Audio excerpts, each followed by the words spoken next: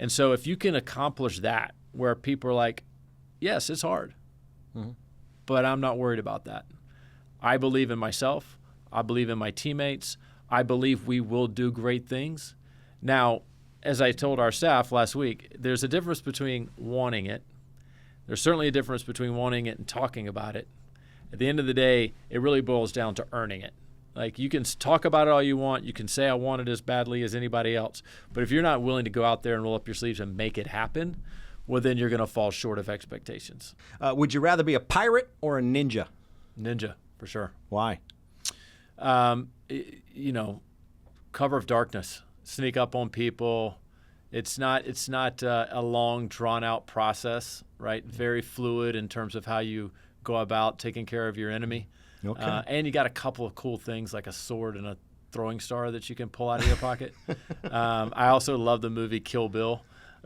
So there's a lot to be said for how you go about defeating your enemy in the world of ninja-dom. All right. I don't know what you would like call that. Captain Jack Sparrow myself, but you're more of an Uma Thurman Too much fan. scurvy. Yeah, Too much so, scurvy okay. for me to be a pirate.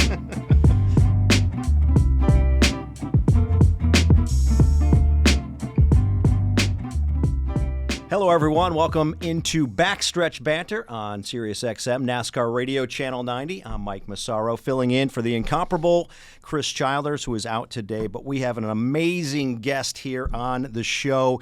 He is the new president of RFK Racing, Chip Bowers. Chip, it's incredibly fortunate for us to be able to talk with you this early in your tenure here. Thank you for being with us. No, thanks for having me. Excited to be here. Excited to be at RFK Racing. It's been a lot of fun. It's only a week thus far. A lot of learnings in a very short period of time. So I think the fire hose is fully engaged at this point, but it's been tremendous. Had my first race yesterday in Kansas, which was my first lesson learned, I think, on race days to make sure I don't forget the sunscreen and the sunglasses. You do look a little bronze today. I'm a little redder today than I was on Saturday, but for all the right reasons, heck of an experience. And so everybody's welcomed me with open arms, from the team here at RFK all the way to NASCAR and our partners alike. It's been a lot of fun. So I want to get into that. As you mentioned, the fire hose being wide open. It certainly was this past weekend at Kansas. You've got a taste of everything, right, on race day. What are your big takeaways from what you gathered in Kansas yesterday? Well, I say on Sunday? Yeah, well, first and foremost, I'll tell you, the crowd is just tremendous, right? The passion that NASCAR fans have for the product, for the drivers, for the experience as a whole. I mean, I got a chance to see it early in the day and see it build over time. What happens, in and around the haulers and near the garage, how that parlayed into what happened in and around the drivers' meeting, the fans coming in, their enthusiasm for each of the drivers, the kids. There were a lot of kids. A lot of kids leaning in for the autographs. It's just, and it was a gorgeous day. So there were a lot of things that were coming into play that made for a great first experience for me. But everything that I had heard, the culture around NASCAR, how engaged the fan base is, the energy, trackside, right, that you can literally feel, much less hear and see and smell. All the sensories were in full force. So it was great. And from that standpoint, I felt like Kansas was probably the right kind of like start for me. Good race, a lot happening, exciting finish. Our three guys had, varied degrees of success yesterday. A lot of stories that came out of that day in terms of strategy and how we were gritty and fought through some challenges with the 6 car. And so all of that for me was a lot of fun and insightful. Yeah, definitely a gritty effort across the board for all three of our teams. You mentioned the 6. We'll get into that a little bit later in our conversation because there was a lot to unpack when it comes to Brad Keselowski's day yesterday, as it was still the case for Ryan Preece and for Chris Buescher as well. But I still want to talk about Kansas. Now, on race day, I've been around it quite some time, so it's kind of old hat for me. But, to be able to see it through somebody's eyes who are seeing it, I don't know if it's your first time. Was it your first time at the racetrack? No, it's my third race. Okay. I went to Daytona. I would say it was probably 2010, maybe 9, when I was in Orlando with the Orlando Magic. And then I went to a Sonoma race in the Bay Area as a guest of a partner brand at the time. And then More recently, I did go to Charlotte about 5 years ago for Memorial Day race. So it was my fourth race, first in this capacity. And this capacity is much different than the previous ones, no question about 100%. that. So to see it through your eyes, I'm really interested. There's different stages of race day for me. Obviously, there's everything that leads up to driver introductions, people walking through the garage, teams getting the cars ready. And then, of course, there's the driver introductions and drivers on the grid for pre-race ceremonies and things of that nature. Before the race started, what did you think of everything that was going on inside the garage? Well, a lot of attention to detail. I love seeing just the commitment that the guys have for making sure that every aspect of their process was not just done in a first-class manner, but there was no stone unturned. I mean, they were hyper-focused on the car, the performance of the car. A lot of balls in the air. That was the other thing I found interesting, is that the access is unlike anything in sports. For fans, for clients, for people even in the front office to get access to the drivers all the way up until the moment they climb into the car. I had never experienced anything like that before. Their accessibility, their ability to have a conversation with a crew chief, someone else on the staff, a fan, a client, all simultaneously, unbelievable, right? I have a whole nother appreciation for just not only how understanding our guys are about what it takes to be a first-class championship organization on the track and everything I saw in the garage, to off the track and all the other things that happen behind the scenes to make sure that a NASCAR team is set up for success. Really impressive. And then to get in to the car, start the engine, and flick a switch, and they are just absolutely locked in. That to me was extremely impressive. Yeah, there's no question. When they put that helmet on, that's right, they transform. Yeah, into just warriors, so to speak, if you will, for the lack of a better terminology. So the other thing I want to talk about is, the race is going on, and you're watching the race, and you're watching the ebbs and the flows, and there were some challenges that our teams faced at times on Sunday. As the new president, knowing that we're trying to build a championship organization, what was it like watching the drivers and the teams pull together their strategy and watching it all play out on the racetrack? Well, I wanted to be as much of a fly on the wall as I possibly could be. I'm not at a point where I felt like I could weigh in any capacity whatsoever. But just as a student of the business and a student and a fan of the sport, I was really focused on understanding the cadence of engagement, how guys communicate with each other. Like any successful team starts with great communication, understanding and appreciation for everybody's role. And that was made abundantly clear to me yesterday.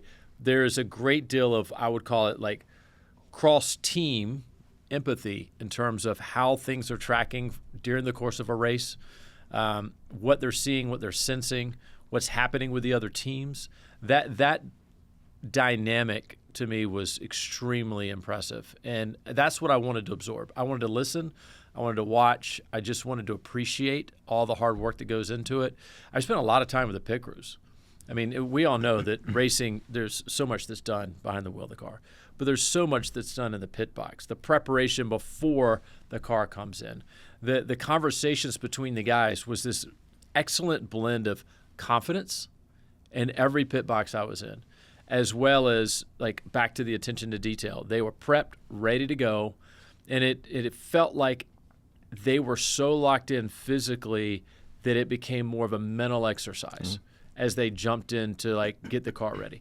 And at certain points, certainly late in the race with Chris in the 17 car, I had just happened to be in the pit box there at the time, and the energy amongst the pit crew, this is a big moment for us. Here we go. And they're watching the other teams on the pit box. We got to get out in front of the 5 car, right? They were talking about it. They were ready. They jump into it. I think they were in and out in 9.3 seconds, real quick, expertly done. And the sense of pride that they had on their faces for the job that each individual within that team did effectively in a total team dynamic, it kind of reverberated through like the pit box. Like I felt it. Other people on the team standing around watching felt it. Our clients up in the pit box saw it and felt it. That to me is what this is all about. And at that point and I felt very confident we were doing everything in our position to put our guy in the best position to be successful. No surprise, the 17 team is in the running for Pit Crew of the Year, right? That's right. After you witness that, they've been very proficient, excellent at servicing that race car week in and week out, as are all the RFK teams.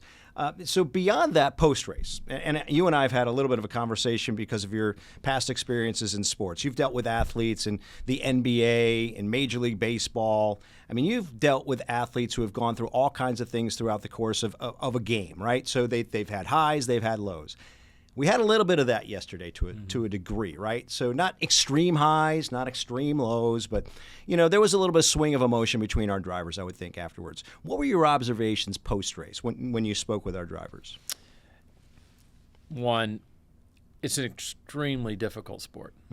And if you don't take an opportunity to look at the positives in each and every experience, it's really hard not to come unraveled, right? Because you work so hard and every single person feels like a single point of failure, right? So when a driver's out there and working as hard as they work and it doesn't end out, the day doesn't play out the way they had hoped, it's very deflating.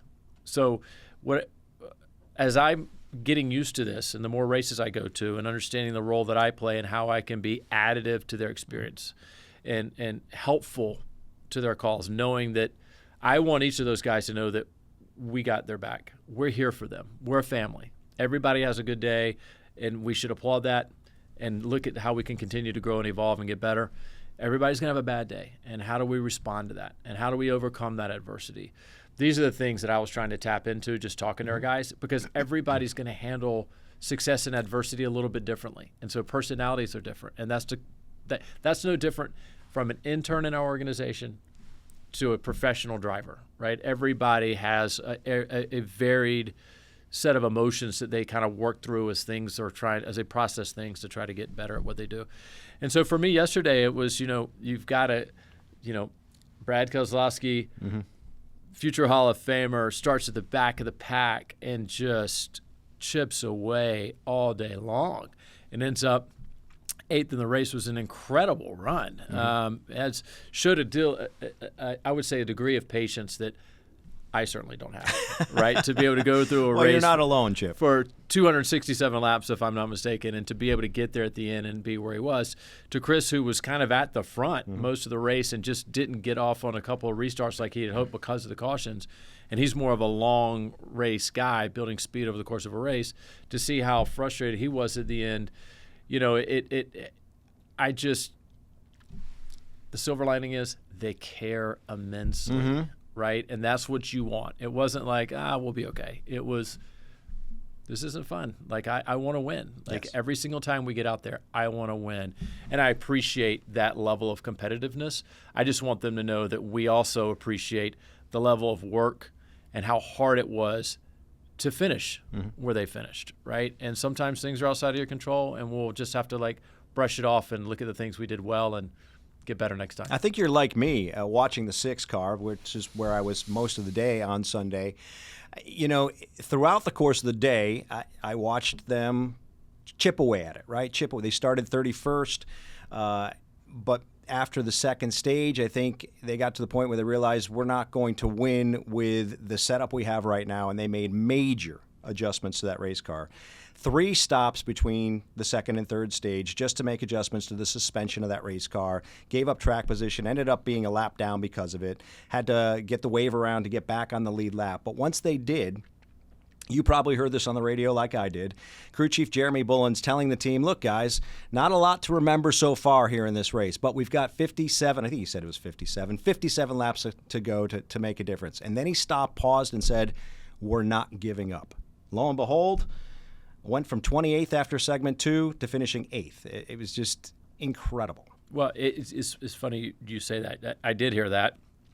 And I also, at the moment in time, because all of this is still, I'm getting up to speed, I actually thought about our organizational values for a second. It's like, okay, first of all, that's one of the more professional approaches to what has not been a great day, and we're trying to fight through this. Calm, like collected, really understanding about what it was going to take to like end this day on a very high note.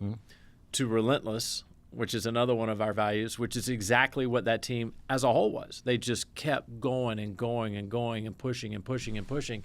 To a point that at the end, even though we didn't win, to go from where we started, and to your point, all the different stops we made along the way, and all the other things that happened at the end of the race, to put ourselves in a position to finish 8th, there's a lot to take away from that. Like if we can accomplish that with so many things, so many obstacles in our way, imagine what we're going to be able to do when those obstacles don't exist. Right.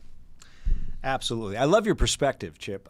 So I want to segue here a little bit from your experience at the racetrack yesterday to more of a holistic view of this position. You come to us with an amazing pedigree, having worked in the NBA, having worked for Major League Baseball. I believe you had some time in the WNBA as well, also in the private sector with sports marketing with Elevate, right? So lots of past experience. What drew you to NASCAR and to RFK? Well, being a native North Carolinian, you are exposed to NASCAR at a very early age. So there were two things that I probably heard more frequently than not in the world of sports growing up in North Carolina: NASCAR and ACC basketball, right? So I'm shocked by that. Yeah, really? I know. And I'm surprised I didn't go the route of trying to get behind the wheel of a car to see how fast I could take it, because I certainly thought I could play in the NBA, even though I didn't have run a 4.3 40 or have a 40-inch vertical, but I had this crazy idea of playing for Dean Smith and one day playing alongside Michael Jordan at the Bulls. But I had a lot of people in my life that were NASCAR fans. So my father's best friend as I was growing up was a Coca-Cola bottler, went to a lot of races, talked about his experience. He'd go with his buddies. They bought a Winnebago and would go to 12, 15 races a year and would come back and share that. And he and his wife didn't have any kids, so I was like, their adopted son. And so we would talk about that because I just love sport. And so from that standpoint, I found it to be really interesting. I think for me, there's a lot of, I get the question asked a lot, okay, you come from stick and ball sports. It's so different than what happens in NASCAR. And that's not untrue, but there's a lot of differences between what happens in the NBA and Major League Baseball. I went to the consulting side to learn more about what happens more, I would call it, globally in sport, but even more broadly within U.S. sports. What are the challenges that people are facing on the business side? The whole impetus behind what a third-party agency does for a property, a sports property, typically is to just help them think more strategically about how to leverage their investment in and around the sports and entertainment ecosystem. And so by getting that exposure, I learned a lot about what was happening in and around motorsports: NASCAR, IndyCar, F1, MotoGP. Like, you get that visibility. So you very quickly are able to ascertain the realities of the similarities as a business. Like, it's a people first business. It's your fans. It's your partners, it's your clients, it's those third-party constituents that you have to make sure that you're doing whatever you can to the best of your ability to help them appreciate why they should continue to invest in your product and service. And then, of course, all of that is built on the backs of competitive nature, right? And so competition is something that pulls people in. A lot of times, especially when it comes to, I would call it, localized team sports, it's very easy to point to, there's two things that galvanize a community: sports and tragedy. And in some cases, they're tragic sports organizations, so they accomplish both. But the reality is that is what brings people in. You become a magnetic pull for people. And that's what I love about the business of sports. And so that's still very much the case in NASCAR. You have diehard fans that have been rooting, in some cases generationally, for a driver or a team who love the thrill of racing, who love the energy that you get from that experience, who ultimately are leaning in a way, especially in NASCAR, unlike most fans do, where they support the product or service that's on that car because they know without that brand investment, that car may not run as fast. It may not run at all. And so a lot of cases, that brand affinity that our fan base has for those partners, it's it's unlike anything else you get in sport. And so for me, that's very much transferable from my past to what we're doing. Thinking innovatively around what is going on in and around the NBA specifically, I think there's a lot of that can be applied to a NASCAR in a way that's very authentic to NASCAR and culturally relevant to what happens in and around NASCAR that I hope helps elevate the sport.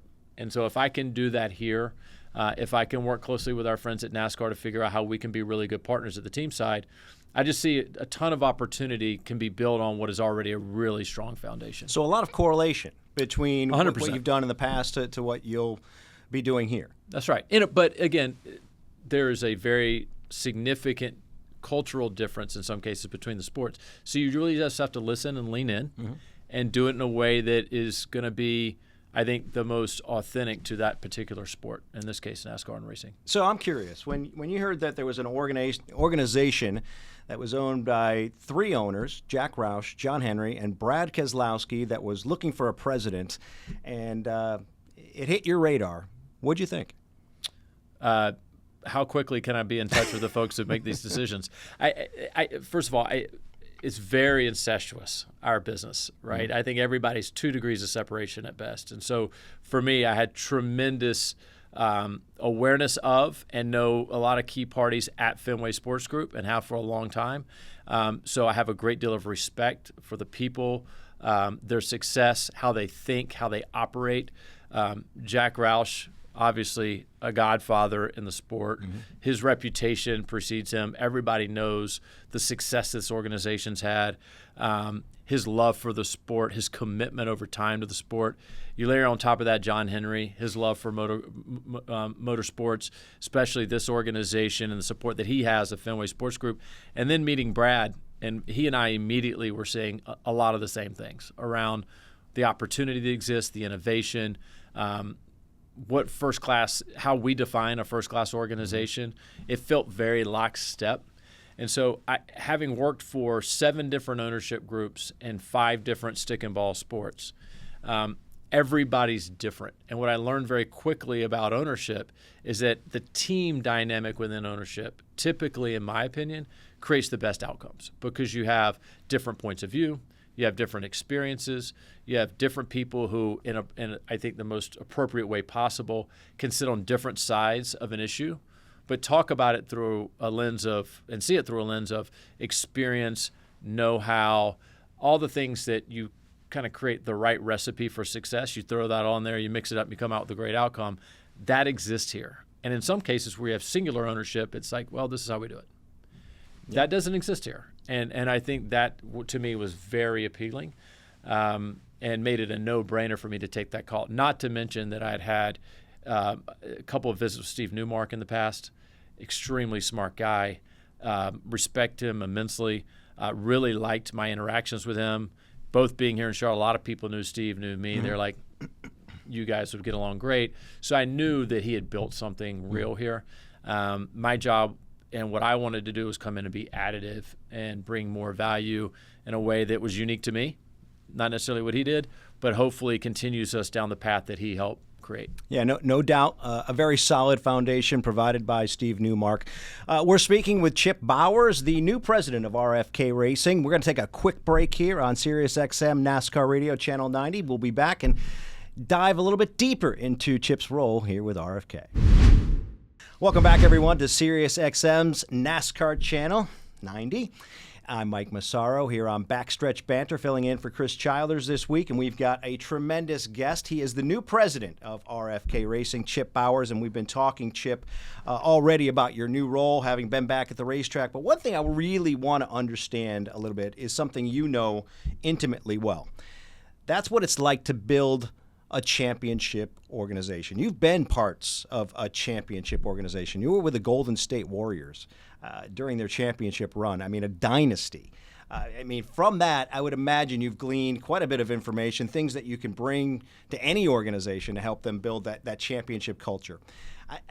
So when you think about a championship culture, what's the first thing that comes to mind? Alignment.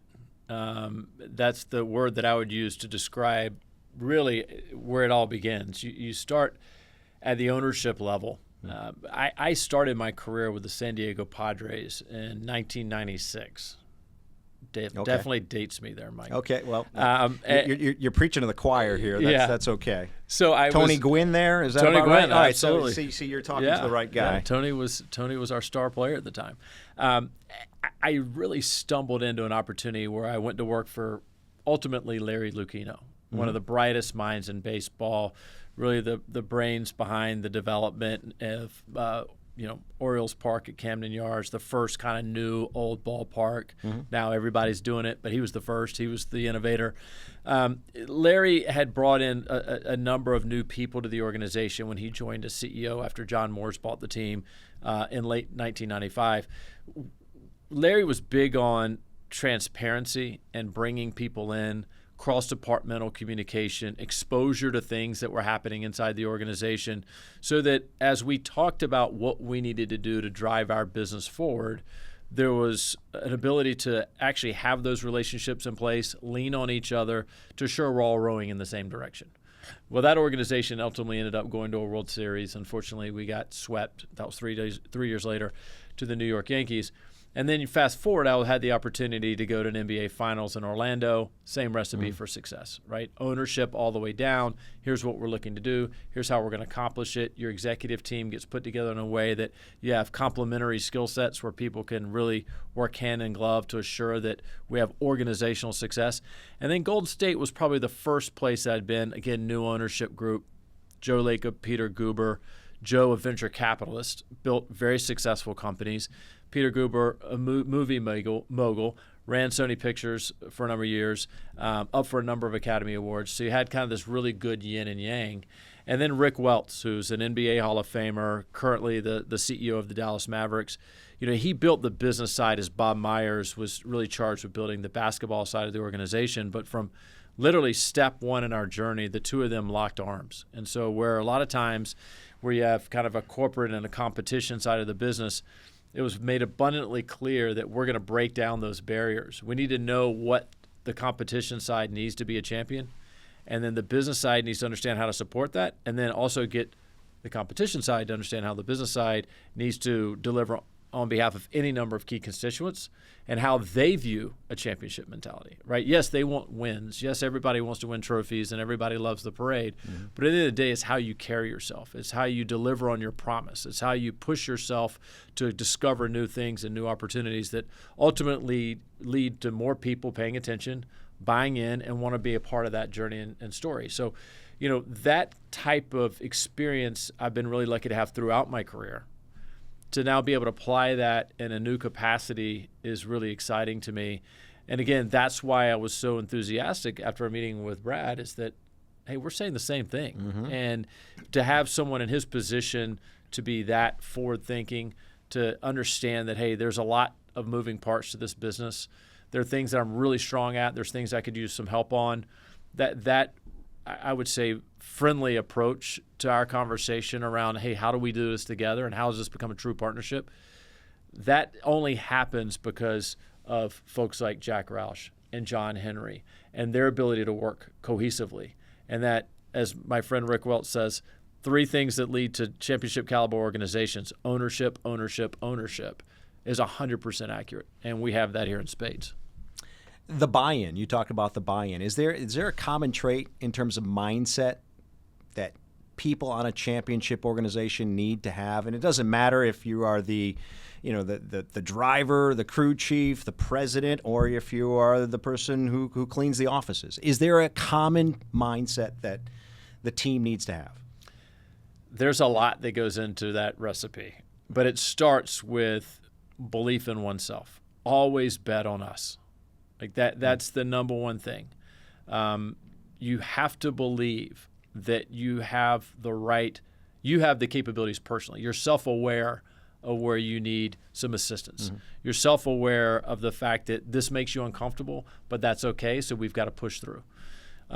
There also has to be a sense of appreciation for your teammates and the fact that their job is hard too. And that you're there to help them be supportive. I mean, you're supposed to support them and help them be successful.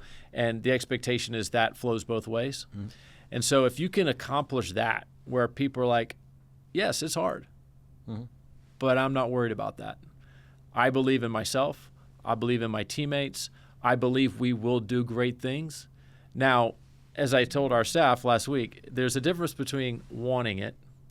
There's certainly a difference between wanting it and talking about it. At the end of the day, it really boils down to earning it. Like, you can talk about it all you want. You can say I want it as badly as anybody else. But if you're not willing to go out there and roll up your sleeves and make it happen, well, then you're going to fall short of expectations. That mindset's contagious. 100%. So, I mean, I would imagine, and I will say this, I've only been at RFK since January, but I can say that a lot of those traits already exist. So your job's going to be pretty easy in that regard. I hope so. So that's good news. But I would imagine that you're going to insist upon that. Absolutely. I will never forget at Golden State, Joe Lacob and Peter Guber stood up at halftime of a game after they bought the team, and they had just traded away their best player, Monte Ellis, for a guy named Andrew Bogut, who had a broken thumb or wrist at the time, if I'm not mistaken, and pointed to the banners in the rafters and said, "Those look pretty lonely. We need to go win more championships." And the crowd booed them off the floor. Booed them off the floor. Very unhospitable, right, to your new owners. Not a great way to start. Well, now look at him. He knew that was the goal, and anything short of that wasn't worth discussing. So assured of himself in a very positive way that he told their entire fan base at a game, setting himself up for the boos, that they were going to do it. And so when you do that and you put yourself out there, immediately the rest of the organization is like, he's got guts. We need to carry that same mentality. And we would go and tell our clients. We would tell our season ticket holders. We would tell people in the community. We tell our corporate partners. We are going to win championships. And we're going to do it in a way that you're going to be very proud of how we do it. And our ask of you and our invitation to you is that you come along for that journey. And our promise to you is we will not let you down. All right, we only got about 2 minutes left in this segment, but I want to get into how that's going to apply at RFK. I mean, this is an organization that has won championships, right? It's been a little while. So in just a couple of minutes, maybe we can get back to it after the break, but your thoughts on getting back to that level of being competitive? Well, you said it. We've been very successful as an organization. So it's in our DNA, right? We know how to do it. Now it's a matter of getting back to it. And it's not one thing. It's any number of things, right? And I think that's what everybody here is going to need to understand, is that I wish we had a magic wand and we could say this, if we just could do this one thing. Just back to my point about being self-aware, understanding that it's not just one thing, and then it's a collection of everything. We then need to make sure that everything we do, we run it through that championship filter. Is this what a championship caliber organization does? Yes or no? Not maybe. It's yes or no. And if it's yes, then make sure you're stretching yourself to realize the yes. Then let's go do it. Let's get it done. Find a way. Being solution-oriented is a big part of that process. And so those are the things that I suspect that our organization is going to buy into, because I've sensed since day one, everybody wants that. Everybody's thirsty for it. Now it's just a matter of going out and quenching that thirst and just knowing that it won't be easy. But anything short of that just isn't going to be as much fun. Well, you just heard a little bit about what the championship mentality is, and certainly Chip Bowers knows a lot about it. We'll get more into that in just a bit, but we're going to take a break here on SiriusXM, and we'll be right back with Backstretch Banter. Welcome back, everyone, to Backstretch Banter. I'm Mike Massaro here on SiriusXM, NASCAR Radio, Channel 90. We have a great guest. It is the new president of RFK Racing, Chip Bowers. Chip, we've been talking here throughout the course of the show about your new role. We left off talking a little bit about the championship mentality, what it'll take to get RFK back there. For the most part, we focused on the internal matters, right? The teams, the drivers, the crews, the marketing arms. But what about outside the walls? The marketing partners, the external partners, the other stakeholders involved. How can they help us get back? I think it starts with our organization effectively communicating to third parties how they can be additive to our journey and how they can be a part of that journey. And not just a part, but a special part, right? So I think you almost put it in buckets because the expectations are a little different. When it comes to our corporate brand clients, we've got a really great roster of clients. We do. From Fastenal to Build Submarines to Kroger to Trimble, I mean, and the list goes on, and really good partners. They all are enthusiastic about our relationship because I think we've done a really good job of creating great marketing platforms in a way that helps them drive their business. And so we will continue to look to our marketing partners to help us understand what their goals and expectations or objectives are as a company so that we can be true partners in their process to assure they meet their goals and objectives and can effectively communicate and engage their customers and their fans in a way that allows us to continue to put forth great content, allows us to do a lot of fun things with our drivers in ways that ultimately we continue to grow and expand those relationships that help us put more of an investment back in the team side to continue to be competitive and win races and championships. Then you look at it from the lens of Ford. We're a long time Ford partner and have thoroughly enjoyed that relationship. Our goal will be continue to work very closely with our friends at Ford and Ford Performance to understand what they're learning and what they're seeing. Our ask and expectation with them will be that, they're true partners in that process, that they're proactively communicating opportunities to us. They talk a lot about one team Ford, which I love, and I was very glad to hear that. But as you look at the Ford, partners inside of the NASCAR, we want to be at the tip of their tongue. We've got to earn that. There's no question about it. But the expectation is as we earn it, they continue to see us as a true partner and someone that can really help them deliver their promise to performance, get them to understand what they can learn from us as much as we learn from them, so that, again, bubbles up to what the customer's experience at retail is with Ford automobiles, right? Now, that is a two-way accountability structure. And so that should be the expectation that every team has of their OEM partner, and I'm sure we're no different. But ours will be continued to do everything we can in our power to be a great partner to Ford so that the expectation is that they actually treat us with reciprocal value. And so we're going to push really hard on that, and I know that they're anxious and excited about that, so that energizes me because I see so much opportunity there. And the same goes for NASCAR, right? NASCAR is going to be rolling out a new brand position in 26, which I love that they shared with us in New York last week. They've got really smart executives there, from Steve Phelps all the way down, Steve O'Donnell and Tim Clark, and the list goes on and on and on and on. I'm going to forget names. But they're all committed to making NASCAR that fan-friendly sport that they experienced, right, pre-08. Like, how do we get back to that? America is going through a unique kind of transition in terms of what gets us excited again. I might have been talking to you about this the other day. I'm a huge music fan. It's funny to me to see. We're going to get into that in a little bit. Yeah, but to see rock music come back, right? Great. I love it. That fits right into what people in NASCAR get excited about. So how do we be unapologetic? How do we be bold? I want NASCAR to look at us and hold us accountable to be that team at the forefront to help them carry that message forward so that, to use a NASCAR term, we draft them accordingly and that together we're faster and stronger in getting our message out to race fans and non-race fans to get them to understand, again, why they should be paying more attention to the sport. So, folks, we're just getting to know Chip Bowers, the new president of RFK Racing. He just alluded to the fact that he likes rock music. We're going to talk about that in a little while when we find out a little bit more about his family background and things of that nature, what he likes, what he doesn't like. But first, we're going to continue talking about NASCAR racing and what have you. You mentioned the meeting in New York last week. Certainly eye-opening, I would imagine, as to where NASCAR is headed, where we could, be in that program, so to speak.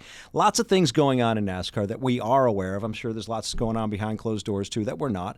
But the things that we do know is that, we're going to different markets. We've been experimenting with this for years, right, where we're going, some international, some new racetracks domestically.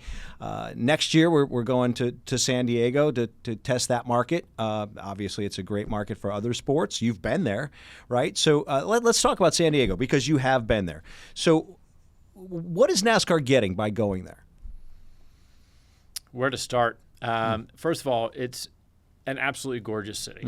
I love the fact it's on the naval base in Coronado. That in and of itself is very endemic to the core NASCAR fan. I think there's a lot that they're going to be able to do and activate around that. Close to Mexico, right? So you haven't abandoned continuing to reach out to, I think, the Latin fan, who's obviously very prevalent in Southern California, and certainly they're close to the Mexico border. I think you're going to get a lot of people from LA. It's a great destination for NASCAR fans to go visit if you're trying to pick a couple of races. There's obviously the big boys, the jewel events that everybody wants to go to. I would absolutely put this one on your radar because San Diego is such a great, fun city and has so much to offer people beyond just the race itself. It's just a great visit. So I think that's going to be a lot of fun. And I think there's going to be a lot of action sports fans that are in around Southern California, certainly in the San Diego market, that are probably motorsports fans that should absolutely be taking time to go to this race. So if you think about, surfing and a lot of the X Games like skateboarding and all, these are adrenaline junkies in a lot of cases, and San Diego's full of them, and they should absolutely be leaning into what I think is the most aggressive American sport, which is NASCAR racing. And that's the other thing I learned last week, by the way. I think there's this misnomer that, motorsports is continuing to grow and it's all on the back of like the other F1. We are by far the most followed motorsport in the United States, and it's not even close. And so there's a reason for that, because it is fun, because it is exciting, because it is full of energy, because it is bold. We got to get more people leaning into that to rediscover that, because it is something special. And like I said, that accessibility and that engagement between the teams and the fans are unmatched. And San Diego is just one of the newest ways to try to reach new fans. Have you given any thought yet as to, maybe some new creative ways to reach out and re-energize the fan base and maybe engage with them? The quick answer to that is yes. Okay. How we bring that to life is still yet to be determined. A lot more work to be done. But like I said, it goes back to my earlier statement. It's not one thing, it's everything, right? So having spent a lot of time in the Bay Area and had a lot of tech partners in the process, the innovate or die mantra is real, right? And as a sport, which I applaud NASCAR for doing, when you think about going to other destinations, you have to continue to innovate. The NBA has always done a really good job of that. NFL started to pick that up a little bit with their global games and looking at rule changes and all that. NASCAR has embraced that. So same applies to the content we create. The same applies to how we think about the data that goes into creating a competitive team in terms of what our strategy looks like and how we learn into tech to accomplish that goal. How do we work with our partners to tell a very unique story? All of that, I think, is how we're going to have to bring that to life in retail, right? Owned media, whatever the case may be. There's any number of things that we've got to get accomplished to bring that creativity to the forefront. Okay. Hey, I want to take a break right now because I want to give us a little extra time in our final segment to really get to know Chip Bowers. He's a very interesting guy. You won't want to go away. You won't want to miss this. We're coming back with Backstretch Banter with more conversation with RFK's new president, Chip Bowers. Welcome back, everyone, to Backstretch Banter on Sirius XM NASCAR Channel 90. I'm Mike Massaro, along with RFK Racing's new president, Chip Bowers, and this is a great opportunity now to really get to know the man who is going to be leading the charge. So, first off, we look at your X bio, formerly known as Twitter, and just some interesting things there, right? It just says girl dad, and it lists your top 5 favorite bands. Let's talk about your family. So you have daughters, right? So, I do. Tell me about your family. So, lucky man, right? I like to give the fact that I have 2 teenage girls its due level of angst, right? Because it's all That'll new. get you ready to run a NASCAR team. It does. It does. It's not quite what I was expecting. They are everything, right? My wife, April, is like really obviously the matriarch in our family and the glue and keeps it all together. Really lucky. She's got a French culinary degree, and we were talking about content. She actually started by doing some TV stuff and TV pilots, and then of course my career took over and we had the kids and all that kind of fun stuff. But I eat well, so as I pack on the pounds now that I've joined the organization, don't now you know where that stems from. Don't question my my ability to love food.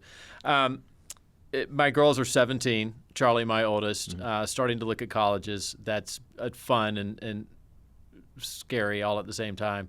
And my youngest daughter, Poppy's 14. So they've been really lucky to grow up in and around sports. I would say my youngest is probably the bigger sports fan of the two.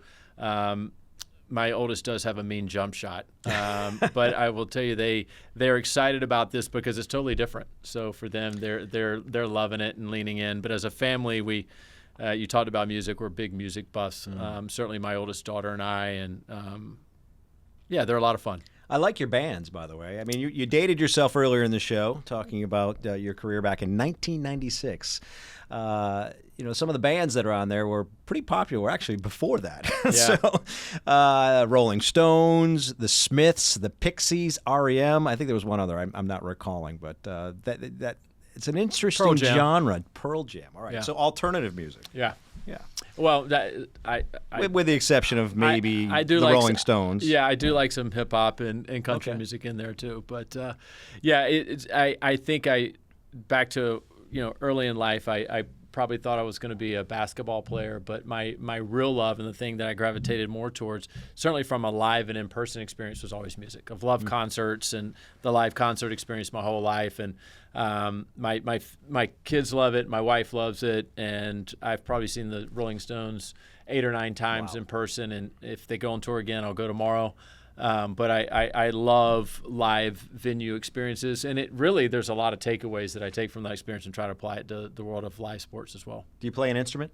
No. My family bought me a Fender guitar and an incredible amp, and like all things in life, it was really important to me for the first 2 months that I learned how to play, and then life gets in the way. But my youngest played the drums for a while, and I wouldn't say we're a musical family in terms of how we play an instrument, but we certainly love to listen, and there's always music playing in our house. All right, so Thomas Burfield, our producer, has put together a list of what he likes to call rapid-fire questions. They're a little bit off-color in some ways, yes, but we're going to have fun with it. I'm ready. I'm going to start with my own because, we really didn't get into your basketball career, all right? So we're going to get into your basketball career to start this off. Can you dunk? No. I dunked a volleyball once at the height of my probably 10th. I was probably too short then. Maybe 11th or 12th grade. I actually got up high enough to hang on the rim and maybe got a volleyball over, but leaping was never my forte. I don't feel so bad now because I can't do that either. All right, now we're going to get a little weird. All right, so this is Thomas's question. I like it, though. Would you rather be a pirate or a ninja? Ninja, for sure. Why? Cover of darkness. Sneak up on people. It's not a long, drawn-out process, right? Very fluid in terms of how you go about taking care of your enemy. Okay. And you got a couple of cool things like a sword and a throwing star that you can pull out of your pocket. I also love the movie Kill Bill. So there's a lot to be said for how you go about defeating your enemy in the world of ninja-dom. All right. I don't know what you would like call that. Captain Jack Sparrow myself, but you're more of an Uma Thurman Too much fan. scurvy. Yeah, Too much scurvy for me to be a pirate. Is cereal soup?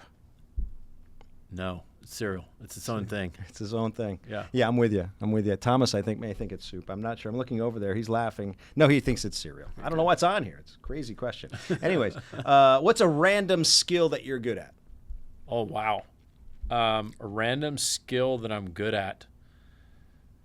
Oof. I'd like to think I have some that I'm good at. I make some mean eggs for breakfast. Do you? Yeah, that might be it. Scrambled, of all the things, omelet. What are we looking at?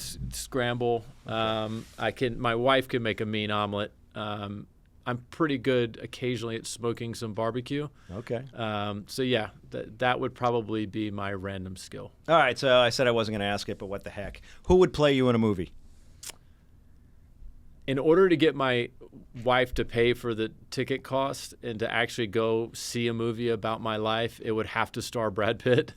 Not because I think I look like Brad Pitt, because that's probably, without question, my wife's favorite actor in the world for obvious reasons. So maybe she'd be more enthusiastic about a movie about her husband if Brad Pitt was the star. Otherwise, she would probably pass and wait till it came out on streaming. Yeah, I think a lot of people's wives would be happy that Brad Pitt was in the movie. Right. I think. Chip, thanks for being with us. We appreciate your time. We wish you the best of luck. We're extremely privileged to be working with you now here at RFK, and can't wait to get things going. Yeah, thanks for having me. Excited about it. Appreciate it, Mike. All right. Folks, thanks for joining us here on Backstretch Banter. I'm Mike Massaro, filling in for Chris Childers. He'll be back in just a little while, but until then, we say goodbye from SiriusXM NASCAR Channel 90. Have a great day.